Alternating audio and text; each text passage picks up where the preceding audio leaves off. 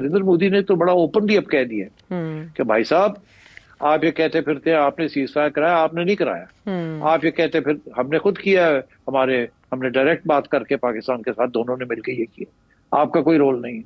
फिर उन्होंने ये भी कह दिया कि जी आप कहते फिरते हैं कि ट्रेड के ऊपर तो बात ही कोई नहीं हुई, आपने कुछ कहा था, मैंने तो आगे से कहा ही कुछ नहीं जी। तो उन्होंने तो इसके जो 3 सेंट्रल प्लैंक्स थे कि कश्मीर की बात, ਕਿਹੜੀ ਕਸ਼ਮੀਰ ਦੀ ਗੱਲ, ट्रेड कोई ट्रेड तुसी गल की असी तो गल ही नहीं की।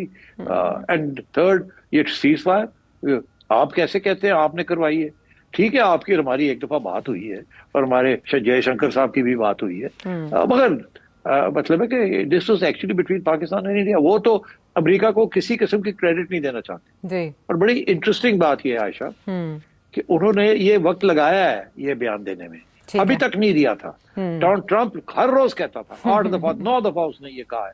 ये इधर से रिपब्लिक टीवी तो लगा हुआ था मगर नरेंद्र मोदी और गवर्नमेंट की तरफ से कुछ नहीं हो रहा था, चुप थे वो, नहीं आ रहा। अब मेरा ख्याल है उन्होंने सोचा कि अब बोलना चाहिए कि इन्होंने तो आसिम मुनीर को खाने पे बुला लिया और हम बैठे हुए यहाँ और हमारी यहाँ घर के अंदर ठीक ठाक लिथरॉल हो रहे हैं जी। लोग कह रहे हो तुसी कीता की आप तो फारग हो गए, ट्रंप ने तो आपको काचू मार दिए, आप तो कुछ और कह रहे थे तो वो तो कुछ और कह रहा है और आप तो आउट हो गए।